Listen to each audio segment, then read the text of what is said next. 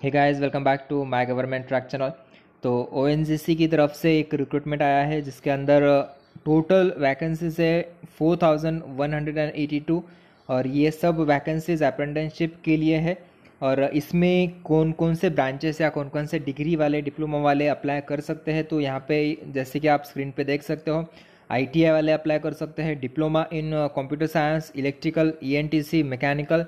और अगर आपके पास डिग्री होगी बीए की और बीबीए और कॉमर्स की तो भी आप अप्लाई कर सकते हो। ठीक है, तो डिटेल में इस नोटिफिकेशन के बारे में जान लेते हैं इस वीडियो में। क्या एजुकेशन क्वालिफिकेशन है, क्या डेट से कब इसके ऑनलाइन एप्लीकेशन फॉर्म फिलअप करने की स्टार्ट डेट और एंड डेट क्या है, तो पूरी जानकारी डिटेल में आपको इस वीडियो में मिलेगी। तो वीडियो लास्ट तक देखना। और अभी तक अगर आपने चैनल को सब्सक्राइब नहीं किया होगा तो सब्सक्राइब करके बेल आइकन प्रेस कर देना ताकि इसी प्रकार की अपडेट्स आपको मिलती रहे। तो चलिए स्टार्ट करते हैं। तो ये है इसका detailed notification. Oil and natural gas corporation limited ONGC, obviously आपको पता ही होगा कि ये एक महारत्न कंपनी है, पीएसयू है, और जिसके अंदर applications are invited from the candidates meeting the following qualification. जो भी नीचे टेबल में जो भी क्वालिफिकेशन दिया है तो वो लोग यहाँ पे अप्लाई कर सकते हो। और पहले तो हम इसकी पोस्ट देखते हैं कि क्या पोस्ट के लिए कितनी वैकेंसीज है, और ये सेक्टर वाइज वैकेंसीज उन्होंने डिवाइड की है। तो सबसे पहले नॉर्दर्न सेक्टर की बात करते हैं। तो नॉर्दर्न सेक्टर में देहरादून, तो इसके अंदर 9 पोस्ट है। पहली पोस्ट है अकाउंटेंट, उसकी वैकेंसीज है 20। असिस्टेंट एचआर, इसकी 20 वैकेंसीज है। Then secretarial assistant ITI based है, ये 20 वैकेंसीज है। उसके बाद COPA that is computer operator and programming assistant, इसकी 30 वैकेंसीज है। इलेक्ट्रॉनिक्स मैकेनिक, इसकी 20 वैकेंसीज है। फीटर ट्रेड की है 10, लैबोरेटरी असिस्टेंट केमिकल प्लांट की 20, मैकेनिक डीजल की 20 and refrigeration and air conditioning mechanic की 20। तो टोटल मिला के 180 वैकेंसीज है देहरादून के लिए। उसके बाद नॉर्दर्न सेक्टर में आते हैं दिल्ली ओएनजीसी, तो इसमें भी कुछ इस प्रकार की पोस्ट दी है और उसके सामने वैकेंसीज आप यहाँ पे देख सकते हो। उसके बाद जोधपुर की भी कुछ पोस्ट दी है और यहाँ पे टोटल वैकेंसीज दी है। तो total vacancies from northern sector है 228। ठीक है, ये नॉर्दर्न सेक्टर की टोटल वैकेंसीज है 228। उसके बाद अगर आप मुंबई सेक्टर की बात करें तो मुंबई सेक्टर में सबसे ज़्यादा वैकेंसीज है। तो मुंबई में अकाउंटेंट की 63, असिस्टेंट एचआर की 113। और इसके बाद में क्वालिफिकेशन भी बताऊंगा हर एक पोस्ट के लिए क्या क्वालिफिकेशन रिक्वायर्ड है, तो जैसे कि आप उस पोस्ट के थ्रू अप्लाई कर सकते हो। ठीक है, तो COPA की 86 है। मैकेनिक डीजल की है 10 वैकेंसीज। इस प्रकार की आप इलेक्ट्रिशियन देख सकते हो, instrument mechanic, library assistant mechanic, plumber, then refrigeration and air conditioning mechanic, उसके बाद है वेल्डर। तो इस प्रकार की पोस्ट है और उसके सामने आप वैकेंसीज देख सकते हो। उसके बाद है गोवा में इतनी वैकेंसीज है, टोटल वैकेंसी 16 है। हजीरा में 162 वैकेंसीज है टोटल मिला के। और ये हजीरा में अगर आप यहाँ पे देख सकते हो इलेक्ट्रॉनिक्स मैकेनिक की भी वैकेंसी है, फिटर की भी है, मशीनिस्ट की भी है। ठीक है, तो आईटीआई बेस्ड वाले जो भी है तो वो अप्लाई कर सकते हैं। उसके बाद उड़ान, यहाँ पे भी टोटल वैकेंसीज 108 है। तो मुंबई सेक्टर की ओवरऑल अगर वैकेंसीज की टोटल करें तो ये है 764 वैकेंसीज फ्रॉम मुंबई सेक्टर। उसके बाद वेस्टर्न सेक्टर में आते हैं। तो वेस्टर्न सेक्टर में भी कुछ वैकेंसीज दी है उन लोगों ने, यहाँ पे आप स्क्रीन में देख सकते हो। ये वडोदरा की कुछ वैकेंसीज है, फिर अंकलेश्वर की वैकेंसीज है, अहमदाबाद की है टोटल वैकेंसीज यहाँ पे उन्होंने मेंशन की है, फिर मेहसाना की है। ठीक है, तो इस प्रकार की पूरी डिटेल वैकेंसीज क्या क्या पोस्ट के लिए कितनी कितनी वैकेंसीज है यहाँ पे उन्होंने दी है। तो वेस्टर्न सेक्टर के लिए टोटल वैकेंसीज है 1579 वैकेंसीज है टोटल मिला के वेस्टर्न सेक्टर के लिए। ठीक है, उसके बाद ईस्टर्न सेक्टर में आप अगर आओगे तो जोहरत में इतनी वैकेंसीज है, फिर सिलचर में इतनी है 156 49, फिर नज़ीरा सिवासागर में है इतनी। और यहाँ पे आप देख सकते हो नज़ीरा एंड सिवासागर में उन्होंने सिविल की भी वैकेंसी दी है 20। उसके बाद इलेक्ट्रिकल की वैकेंसीज है 35, इलेक्ट्रॉनिक्स की है 25 एंड मैकेनिकल की है 55। तो ये जो civil, electrical, electronics and mechanical आपको दिख रहा है, तो ये यहाँ पे डिप्लोमा वाले अप्लाई कर सकते हैं जिन्होंने डिप्लोमा इन सिविल किया होगा या डिप्लोमा इन इलेक्ट्रिकल किया होगा, तो वो स्टूडेंट्स यहाँ पे इस वैकेंसीज को अप्लाई कर सकते हैं। फिर सदर्न सेक्टर में है चेन्नई में 72, काकीनाडा में है 58, फिर यहाँ पे देख सकते हो कराईकल में है टोटल वैकेंसीज 236। इस प्रकार की साउदर्न सेक्टर में है 674 वैकेंसीज, ठीक है। फिर आता है सेंट्रल सेक्टर, इसमें अगरतला में है 163 वैकेंसीज, कोलकाता में है 50 है, तो टोटल मिला के सेंट्रल सेक्टर में भी 221 वैकेंसीज है। तो इस प्रकार के आप डिटेल में वैकेंसीज देख सकते हो। नीचे डिस्क्रिप्शन में इस नोटिफिकेशन की लिंक दी जाएगी, तो उस पर क्लिक करके आप PDF डाउनलोड कर सकते हो। तो एक्स्ट्रा क्या डिटेल्स है वो देखते हैं अभी हम। तो एज क्राइटेरिया यहाँ पे मेंशन किया है, मिनिमम 18 ईयर्स है, मैक्सिमम 24 ईयर्स है, ठीक है। तो ये एज क्राइटेरिया सबसे इंपॉर्टेंट है, याद ध्यान में रखना। मिनिमम एज लिमिट है 18 to 24, और एज रिलैक्सेशन जो है वो है SC कैटेगरी या और SC या और ST कैटेगरीज कैंडिडेट जो भी होंगे, तो उनको अपर एज लिमिट में 5 ईयर्स का रिलैक्सेशन है, और 3 ईयर्स का रिलैक्सेशन होगा OBC कैंडिडेट्स के लिए, ठीक है। और यहाँ पे PWD कैंडिडेट्स के लिए भी अप टू 10 ईयर्स का है, और अप टू 15 ईयर्स का यहाँ पे उन्होंने एज रिलैक्सेशन दिया है। तो उसके बाद सबसे इंपॉर्टेंट क्वालिफिकेशन की बात करते हैं। तो अकाउंटेंट पोस्ट के लिए कौन कौन से लोग, कौन कौन से स्टूडेंट्स अप्लाई कर सकते हैं अकाउंटेंट पोस्ट के लिए? बैचलर डिग्री होना चाहिए in commerce from a government recognised institute और यूनिवर्सिटी, ठीक है। तो अगर आपको अकाउंटेंट पोस्ट में अप्लाई करना होगा तो आपके पास बैचलर डिग्री होनी चाहिए इन कॉमर्स, ओके। अगर आपके पास बैचलर डिग्री है इन BA और BBA तो आप असिस्टेंट ह्यूमन रिसोर्स HR में अप्लाई कर सकते हो, ठीक है, अगर आपके पास बैचलर डिग्री होगी इन BA और BBA। उसके बाद सेक्रेटरियल असिस्टेंट में ITI in trade, stenography, English और सेक्रेटरियल प्रैक्टिस। तो अगर इसका क्वालिफिकेशन है आपके पास तो यहाँ पे आप सेक्रेटरियल असिस्टेंट की पोस्ट के लिए अप्लाई कर सकते हो। ITI in COPA means computer operator and programming assistant, अगर इसकी आपके पास ITI की डिग्री होगी तो आप अप्लाई कर सकते हो। ड्रॉट्समैन के लिए ITI इन ड्रॉट्समैन सिविल ट्रेड चाहिए। इलेक्ट्रीशियन के लिए ITI इन इलेक्ट्रीशियन ट्रेड, ये कंपलसरी है।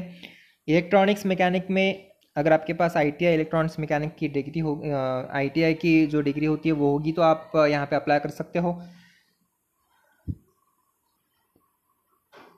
सेम फॉर फीटर, अगर आपके पास ITI इन फीटर की डिग्री होगी तो आप फीटर में अप्लाई कर सकते हो। इंस्ट्रूमेंट मैकेनिक में अगर आपके पास ITI इन इंस्ट्रूमेंट मैकेनिक की डिग्री होगी तो आप अप्लाई कर सकते हो। और फिर इंफॉर्मेशन एंड कम्युनिकेशन टेक्नोलॉजी में ITI in information communication technology system in maintenance, ये चाहिए होगा। फिर लैब असिस्टेंट केमिकल प्लांट, इसके लिए BSc विथ PCM और PCB, और ITI in lab assistant chemical trade, ये चाहिए होगा। फिर लाइब्रेरी असिस्टेंट में आप देख सकते हो ITI in library and information science. Machinist के लिए ITI इन मशीनिस्ट ट्रेड होना चाहिए। मैकेनिक के लिए ITI इन मैकेनिक मोटर व्हीकल ट्रेड होना चाहिए। मैकेनिक डीजल के लिए ITI इन मैकेनिकल डीजल ट्रेड होना चाहिए। फिर RAC that is refrigeration and air conditioning mechanic के लिए ITI in refrigeration and air conditioning mechanic trade होना चाहिए आपके पास। प्लम्बर के लिए ITI इन प्लम्बर, सर्वेयर के लिए ITI इन सर्वेयर ट्रेड होना चाहिए। और जो वेल्डर की पोस्ट है तो वेल्डर की पोस्ट के लिए ITI पास्ड आउट होना चाहिए इन ट्रेड ऑफ वेल्डर, यहाँ पे दिया है गैस और एंड इलेक्ट्रिक, ठीक है। और जो भी नीचे बाकी की जो पोस्ट है जिसमें computer science, electrical, electronics and telecommunication, electronics और मैकेनिकल, तो इसके लिए डिप्लोमा इन रिस्पेक्टिव डिसिप्लिन आपके पास होना चाहिए। तो अगर आपके पास ये सब क्वालिफिकेशन है तो आप अप्लाई कर सकते हो। और स्टाइपेंड जो भी होगा तो ये जो अप्रेंटिसशिप रूल 1992 के हिसाब से आपको मिलेगा। और ड्यूरेशन ऑफ ट्रेनिंग यहाँ पे लिखी है 12 months for all discipline mention above except for library assistant where in the training period is 6 month. Library assistant का जो ट्रेनिंग पीरियड रहेगा 6 मंथ रहेगा, बाकी सबके लिए 1 साल का ट्रेनिंग पीरियड रहेगा, ठीक है। सिलेक्शन कैसे होगा? सिलेक्शन यहाँ पे ज़्यादा क्लियरली मेंशन किया नहीं है, बट इसके ऊपर अगर कोई अपडेट आती है तो मैं आपके साथ ज़रूर शेयर करूँगा। तो यहाँ पे डायरेक्टली यहाँ पे सिलेक्शन का मेंशन है कि selection for the engagement of the apprenticeship would be based on the basis of marks obtained and merit drawn in the case of similar number in merit. अगर सिमिलर नंबर होता है तो a person with a higher age, जिसका भी as ज़्यादा होगा वो select हो जाएगा। और बाकी तो सब जनरल कंडीशंस है, बट इसमें एक कंडीशन ऐसी भी है कि द कैंडिडेट, जो सेकंड नंबर की आप देख सकते हो, the candidate should not have undergone apprenticeship earlier और pursuing apprenticeship training as per the apprenticeship act 1961। इसके पहले कोई भी अप्रेंटिसशिप ट्रेनिंग नहीं की होनी चाहिए। ठीक है, अगर परस्यूइंग हो तो भी आप अगर आप अप्लाई नहीं कर सकते हो। ठीक है, the candidates who had training और job experience for a period of 1 year और more after the attainment of prescribed qualification shall not be eligible for being engaged as a technician apprenticeship. अगर आपके पास ज़्यादा एक्सपीरियंस होता है, आपके जो ITI complete होने के बाद भी अप्रेंटिसशिप अगर आपने की होगी एक साल की, मतलब ये बेसिकली फ्रेशर्स के लिए है। फ्रेशर्स मोस्टली अप्लाई कर सकते हो। अगर आपके पास एक्सपीरियंस नहीं होगा एक्स्ट्रा वाला तो भी आप अप्लाई कर सकते हो। ठीक है, और यहाँ पे ये एक मेंशन है कि ONGC, फिफ्थ पॉइंट आप देख सकते हो, ONGC shall have no obligation to offer a regular employment to apprenticeship during or after the completion of apprenticeship period. After successful completion of apprenticeship period, candidates shall be relieved from the respective work area. Compulsory नहीं है कि ONGC ने मतलब permanent ही करना चाहिए। उनकी apprenticeship period जब and होगी तब आपको ये मतलब काम से रिलीफ दिया जाएगा। उसके बाद जो भी इम्पोर्टेंट इन्फॉर्मेशन है यहाँ पे, जो भी requirement before filling online application, ये क्या होना चाहिए। यहाँ पे आप देख सकते हो, before applying for above apprenticeship positions candidate have first register themselves in online portal of the following agencies of government of India. तो ये जो ऑनलाइन पोर्टल है यहाँ पे आपको रजिस्टर करना पड़ेगा। कौन सा है पोर्टल, यहाँ पे उन्होंने वेबसाइट दी है apprenticeshipindia.org। तो ये वेबसाइट है, यहाँ पे आपको पहले रजिस्टर करना पड़ेगा। और for technician apprenticeship with concern regional board of apprenticeship training in portal national apprenticeship training scheme जो NATS की होती है, जो portal.mhrdnats.gov.in, या शायद आपने पहले भी किया होगा। बहुत सारे जो भी एग्ज़ाम्स होते हैं अप्रेंटिसशिप के, तो यहाँ पे आपको पहले रजिस्टर करना पड़ता है। तो यहाँ से अप्रूवल मिलने के बाद आप वहाँ पे अप्लाई कर सकते हो। ठीक है, तो यहाँ पे डिटेल में उन्होंने प्रॉपर प्रोसीजर दी है। इसके बाद आपको क्या करना है और हाउ टू अप्लाई। तो सबसे इम्पोर्टेंट है जो डेट्स, तो हम यहाँ पे देखते हैं online application form fill up date जो स्टार्ट हो रही है 29/7/2020। तो 29 जुलाई को स्टार्ट हो गई है आज ये डेट, और लास्ट डेट है इसकी फॉर्म फिलअप करने की 17 अगस्त 2020। ठीक है, paper based application will not be accepted, आपको ऑनलाइन ही अप्लाई करना पड़ेगा। तो रजिस्ट्रेशन में क्या क्या पार्ट्स है यहाँ पे डिटेल में मेंशन किया है, आप यहाँ पे पढ़ सकते हो।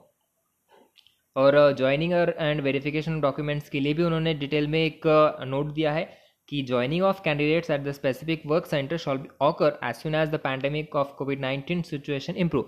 जैसे ही कुछ सिचुएशन इंप्रूव होती है तो आपकी ज्वाइनिंग और डॉक्यूमेंट वेरिफिकेशन आपको बुलाया जाएगा, और ये जो इंटीमेशन दिया जाएगा आपको वाया ईमेल और SMS के थ्रू मिलेगा।